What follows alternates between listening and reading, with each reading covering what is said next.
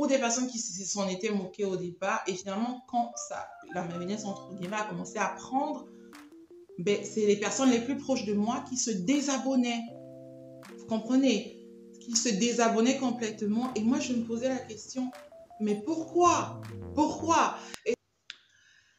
Hello, hello, salut, bonjour la Miam Miam Family, j'espère que vous allez bien, j'espère que votre semaine a très bien commencé. La mienne a plutôt pas mal commencé.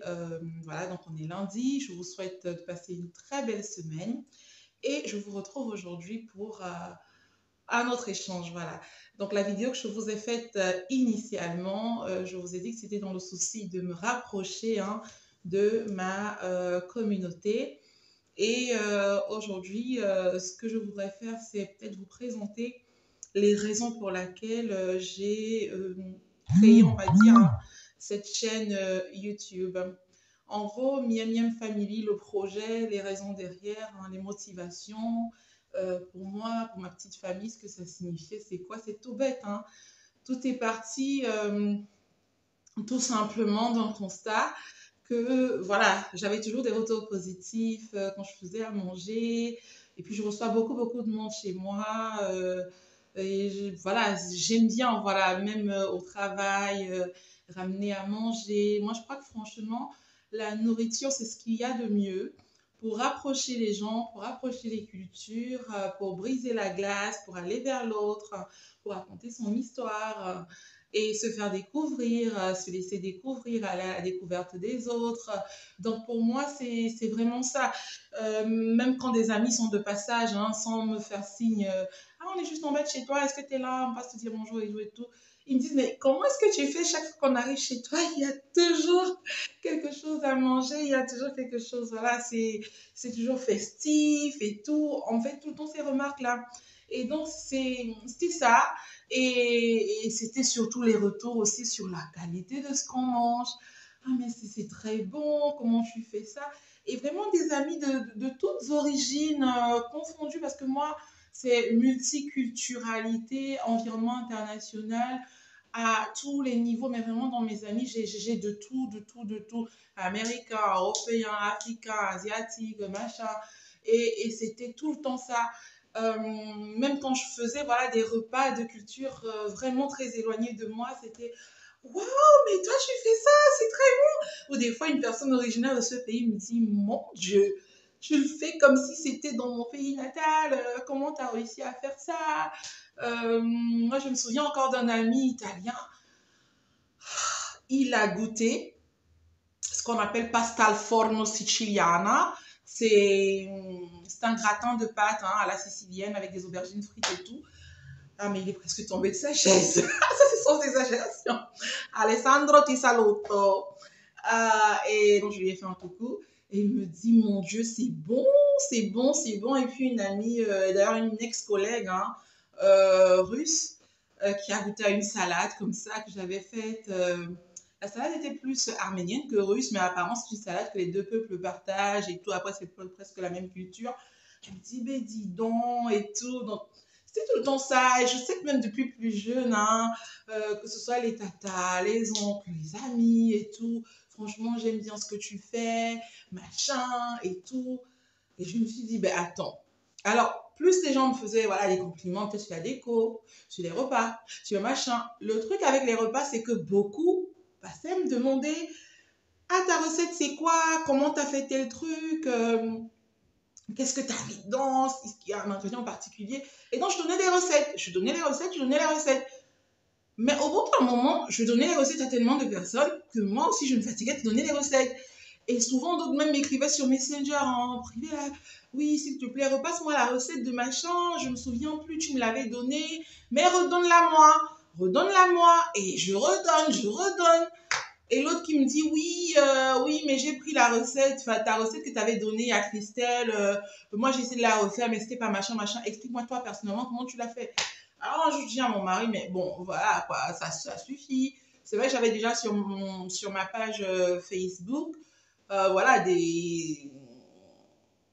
voilà, des cooking posts, si je peux dire comme ça, où je partageais mes tips, voilà, mes petites astuces culinaires, de décoration, de voyage, de machin.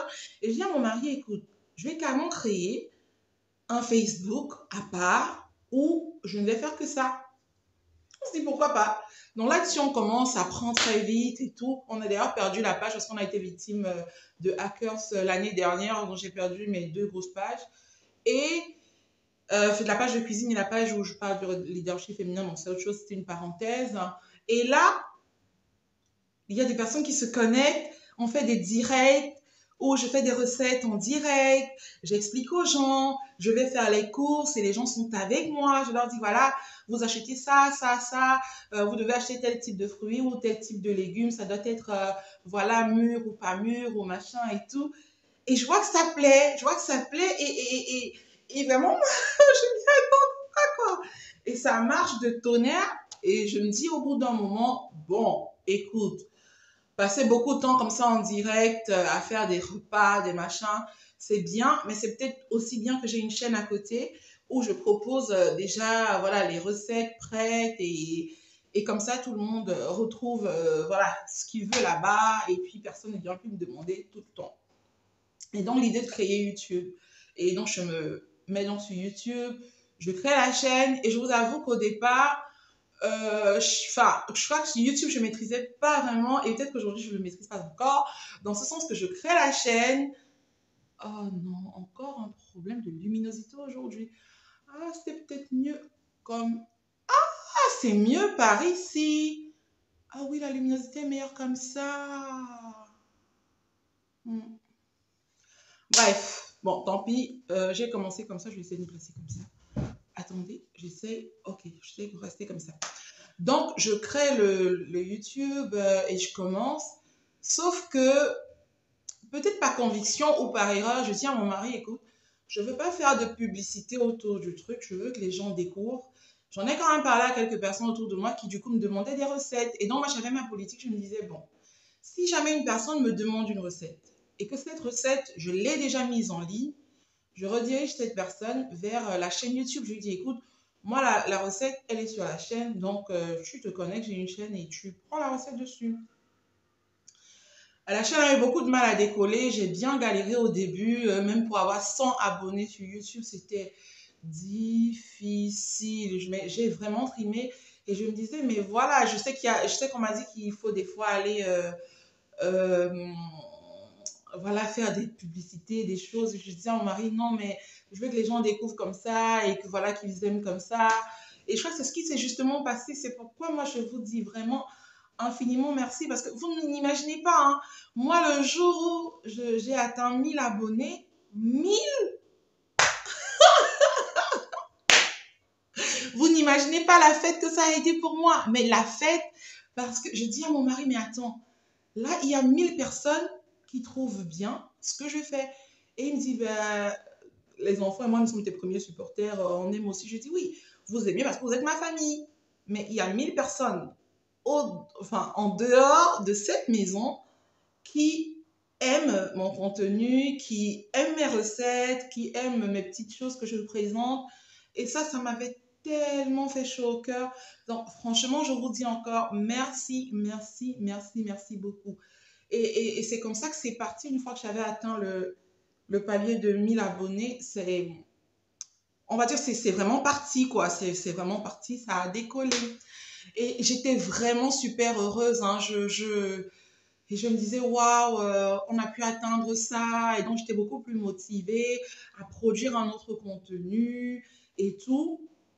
Et ce qui se passe un jour, vous savez, il y a aussi des, on va dire, les revers, voilà, de YouTube, dans ce sens que les personnes proches de moi maintenant qui me demandaient des recettes, et quand je leur disais, bon, tiens, la recette d'ailleurs, elle est sur la chaîne que j'ai créée. Peut-être à l'occasion, la personne ne savait même pas que j'ai créé une chaîne. Je dis, bon, écoute, c'est pas important que tu t'abonnes ou que tu t'abonnes pas. C'est juste que la recette est déjà en ligne. En fait, vu que je dois répéter à tout le monde, en fait, alors que la vidéo est déjà en ligne, ben, connecte-toi, prends sur la chaîne, et puis quoi, et puis voilà.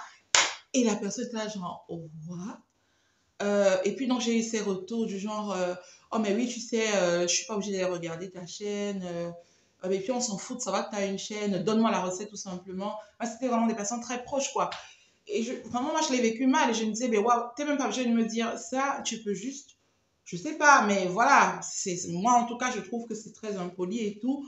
Et ça fait que vous voyez quand même comment un projet tout bête de chaîne de cuisine peut aussi vous mettre, on va dire, en eau délicate, quoi. Vous pouvez vous retrouver en eau trouble pour juste un tout bête projet de chaîne YouTube. Et là, je disais, ben, ça fait sens en fait. Pourquoi je dois me retrouver à te redicter la recette alors que tu l'as en vidéo sur ma chaîne YouTube et que tu peux la regarder autant de fois, la faire à ta sauce et tout et tout. Euh, et donc, il y a eu des choses comme ça, ou alors des personnes qui l'ont pris, genre, oui, donc du coup, maintenant, je peux. je- En fait, il y a eu ce genre de choses, quoi. J'aime pas rentrer dans des trucs comme ça. Et disons, c'est le côté qui m'a rendu un peu triste, voilà. Et j'ai aussi eu le cas où il y en avait qui ne croyaient vraiment pas en ce truc, qui disaient, ouais, mais c'est des foutaises, franchement, je crois que ça, voilà. Mes collègues de bureau qui découvraient que j'avais une chaîne étaient super contents, s'abonnaient et tout. Mais vraiment mes proches, hein, mes amis, le cercle intime, j'ai eu des choses vraiment pas croyables. Ou des personnes qui s'en étaient moquées au départ. Et finalement, quand ça, la mayonnaise, entre guillemets, a commencé à prendre, ben, c'est les personnes les plus proches de moi qui se désabonnaient. Vous comprenez? Qui se désabonnaient complètement. Et moi, je me posais la question, mais pourquoi? Pourquoi? Et donc, YouTube m'a un peu ramené aussi voilà, le revers, on va dire, de cette médaille, c'était aussi ça. Voilà. Après, j'ai eu deux, trois personnes qui m'ont approché, des personnes d'ailleurs qui m'avaient beaucoup, beaucoup combattu au début de la chaîne et qui me disent, voilà, finalement, j'ai un truc que je voulais présenter qui n'a rien à voir avec un thème de décoration, de voyage, de cuisine, de machin et tout. Mais je veux tout simplement que, voilà, tu dises à ta communauté de machin. Et mon mari me dit, oui, mais quand même, enfin, là, c'est un peu exagéré, c'est forcé, c'est même déplacé. Bon, j'ai quand même fait certaines choses, hein. J'ai dit, bon, ok, moi, je le fais pour toi, machin. En même temps, je suis très humble, j'ai une toute petite communauté. Voilà, on est à peu près presque, hein, bientôt 10 000. Je sais que je compte sur vous pour atteindre le cap avant la fin de l'été. Et je me disais quand même, voilà, ça m'a aussi donné un enseignement dans la vie, quoi, de dire, bon, si vous vous croyez en ce que vous faites, ça peut être une passion, ça peut être un truc tout bête, un hobby que vous avez, ben foncez. Même si vous avez le monde entier qui se moque de vous, foncez. Franchement, ça ne retire rien en vous, ça ne retire pas votre valeur. Enfin, ça fait même de vous une personne dynamique, multifacette et tout, parce qu'on vous découvrira sous un autre jour. Par exemple, moi, j'ai des personnes qui ne me voyaient que dans un cadre très sérieux, qui n'imaginaient pas que, voilà, je puisse avoir une passion comme celle-là et qui me découvraient sous un autre jour, par exemple, ou dans des entretiens d'embauche quand je sortais. Ben, ouais, en plus, j'ai une chaîne, machin et tout. Ah, la cuisine, c'est votre passion? Oui, ben, d'ailleurs, j'ai une chaîne. Ou alors, dans un entretien, je dis, ah, ben, moi, je suis du genre à aimer ramener des choses au bureau. Est-ce que dans la culture d'entreprise ici, c'est accepté? Est-ce que c'est bien vu? Machin. Ah, vous êtes parti sur la cuisine, du coup. Ah, oui, oui, oui. Ah, parce que voilà, machin. Du coup, j'ai une chaîne. Et pour vous dire jusqu'où cette passion pour la cuisine m'a emmenée, j'ai passé un moment de ma vie où, franchement, j'ai un peu galéré, hein, côté carrière. C'était un peu chaud à un moment. Après la grosse crise des subprimes, c'est tout ça. Donc, je faisais un peu de freelance et tout ça, à gauche et à droite, voilà, pour avoir un peu de sous, consulting, justement, comme ça et tout. Et un jour, je tombe sur une dame, voilà, qui me prend pour un projet, voilà, consultante formatrice sur voilà, une thématique liée au genre, à la diversité et tout. Et on commence à bosser ensemble. Et puis je lui raconte, écoutez, moi un jour j'ai fait, juste comme ça c'est venu dans la conversation, hein, j'ai testé une idée de faire du team building avec des ateliers de cuisine, machin et tout. Elle me dit, ben, tiens, le concept m'intéresse beaucoup. Et j'ai d'ailleurs une amie qui travaille pour une grosse boîte et qui voudrait du team building, mais un team building un peu innovateur. Je crois que ton idée pourrait lui plaire. Est-ce que tu voudrais que je lui en parle? Donc je dis à ma boss, ben, bien sûr, vas-y. Donc elle, on parle à cette amie à elle, hein, de son réseau, qui me contacte et qui me dit, est-ce que tu as de la disponibilité? Parce que du coup, on va faire 3 villes, parce que l'entreprise était située dans 3 gros pays, on va dire comme ça, 3 grosses antennes européennes et tout. Elle me dit, est-ce que tu veux mettre ça en pratique, ce truc que tu as testé ailleurs et tout? Je dis, bien sûr. Et c'est comme ça qu'on a fait, mais de gros ateliers de team building, vous savez, c'est du renforcement d'équipe, cohésion d'équipe, engagement, machin, créer des jeux concours entre collaborateurs dans un bootcamp. On a fait bootcamp pâtisserie, bootcamp machin. C'est comme une sorte de masterchef, mon entreprise. Et les gens en sont sortis, mais vraiment juste waouh, quoi. Et ça, c'est un truc qui, moi, m'a vraiment, vraiment touchée. De me dire, ben, enfin, j'aurais jamais imaginé que ça plaise autant. Donc, voilà, donc je crois que je me suis un peu éloignée du sujet du coup. Et voilà la raison de la chaîne. Et voilà ce que vous pouvez faire en fait à partir d'une chose qui vous passionne. Ça peut être une chose qui vous paraît mais la plus futile du monde, mais vous ne savez pas comment ça vous rendra unique aux yeux d'autres personnes. Comment ça vous distinguera dans certaines... Et moi, je vous dis humblement, cette opportunité-là, moi, ça m'a permis de rencontrer des personnes auxquelles je n'aurais jamais pu avoir accès dans mon petit monde où je me trouvais dans mon everyday life, quoi, dans ma vie de tous les jours. Je n'aurais jamais eu accès aux personnalités auxquelles j'ai eu accès, aux contacts auxquels j'ai eu accès, grâce à cette femme qui a suivi l'histoire de la cuisine, machin et tout. Et oui, il y avait aussi la compétence, hein, mais je veux dire que c'est la passion qui a finalement fait qu'on découvre votre compétence.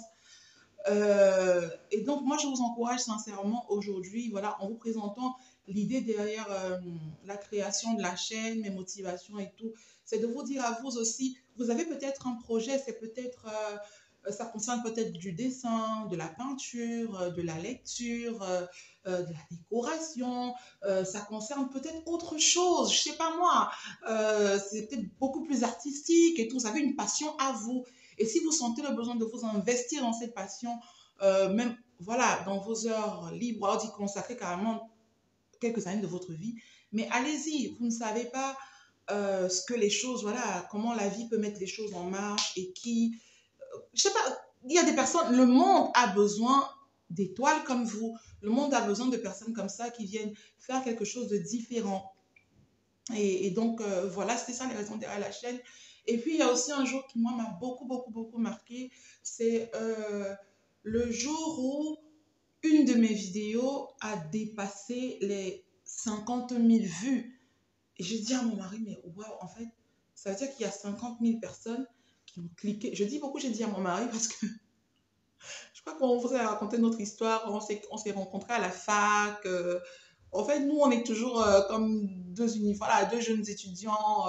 Je suis sa première confidente, qui est mon premier confident et tout. Il est aussi la première personne avec qui je me prends la tête. Je suis la première personne avec qui il se prend la tête et tout. Donc voilà, c'est un peu, voilà, nous, on a notre façon de fonctionner. Et je lui ai dit, mais tiens, enfin, il y a 50 000 personnes dans le monde qui ont cliqué sur cette recette et qui ont regardé. Et ça, j'ai juste envie d'aller plus loin. Et il me dit encore, oui, mais moi, je suis ton premier supporter en plus. Moi, je trouve que c'est toujours bon. Je sais que tu me l'as toujours dit, mais je te dis quand même qu'il y a 50 000 personnes en dehors de cette maison qui, voilà. Et puis, petit à petit, c'est aussi devenu un levier de motivation et même de soutien à un autre projet parce que du coup, comme j'ai pu à un moment monétiser la chaîne, d'ailleurs, je pourrais vous expliquer moi comment ça s'est passé la monétisation de ma chaîne. Si vous êtes dans le projet de monétiser votre chaîne, vous voulez savoir comment ça se passe, le processus et tout, j'étais très ignorante de la chose et j'ai fait plein d'erreurs et finalement j'ai su comment ça se faisait de monétiser une chaîne. Et je pourrais peut-être dans un second temps venir vous présenter moi comment j'ai fait pour monétiser la chaîne, machin. Ça ne paye pas des masses, hein, mais moi, généralement, les revenus de la chaîne, je les utilise plus à but caritatif parce que du coup, dans le projet dont je vous parlais avec les femmes, le développement, le soutien à l'épanouissement et la scolarisation des jeunes filles en pays développés ou alors en pays en zone de guerre et tout.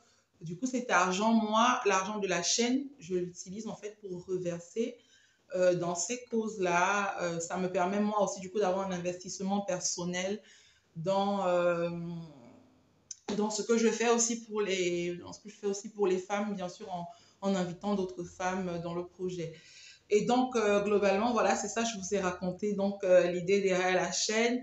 Il y a aussi eu vraiment des épisodes qui, moi, m'ont beaucoup marqué. C'est quand j'ai partagé, vous savez, la série de podcasts sur notre parcours pour devenir parents, les fausses couches qu'on a vécues, les problèmes qu'on a eus, et de voir plein de couples nous contacter pour nous dire nous nous sommes identifiés à vous, merci beaucoup.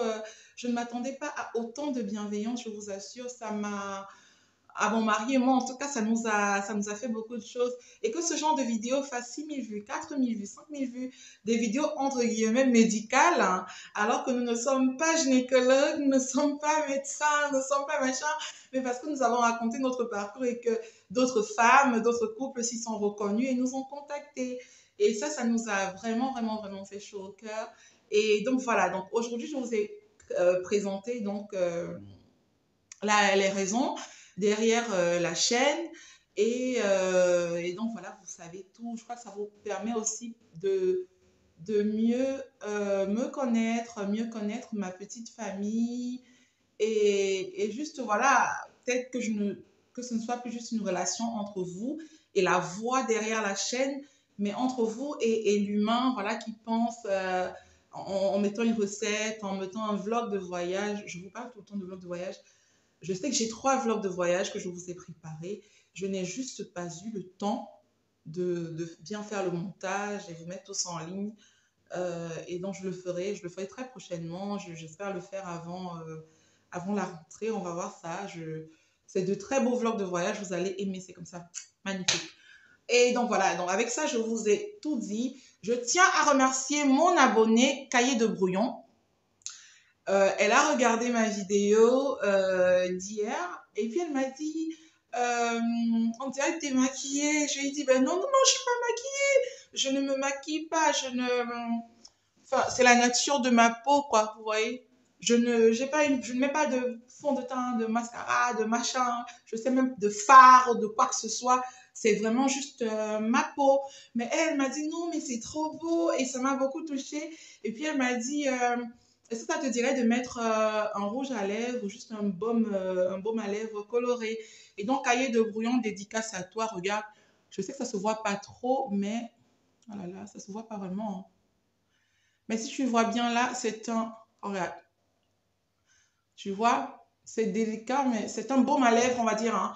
Un baume à lèvres coloré. Et j'espère avoir fait plaisir comme ça à une abonnée qui m'a contactée en privé pour me dire, elle m'a dit, ta peau, c'est glow. Est-ce que tu te maquilles? Qu'est-ce que tu utilises? Je lui dis, ben, non, je me maquille pas. Tous ceux qui me connaissent dans la vraie vie vous diront que je suis vraiment zéro à ce niveau. J'aime les femmes qui se maquillent, j'adore. Mais moi, nine. Non. Moi, je peux pas. Même pour mon mariage, j'ai dit non, franchement, vous n'en reviendrez pas. Pour mon mariage, j'ai carrément dit non, donnez-moi, vu que vous tenez tant à me maquiller, un peu de coup ici. J'ai mis un truc là comme ça, j'ai mis rapidement, voilà. C'était toujours un baume coloré d'ailleurs, un rose. Et je leur ai dit, je ne me maquille pas. Et tout le monde s'est dit, mais tu vas ressembler à quoi? T'es une mariée, tu peux te maquiller. Je dis, non, je veux ressembler à moi-même. Je veux que quand on me voit dans la rue ou sur mes photos de mode, que je ressemble à moi.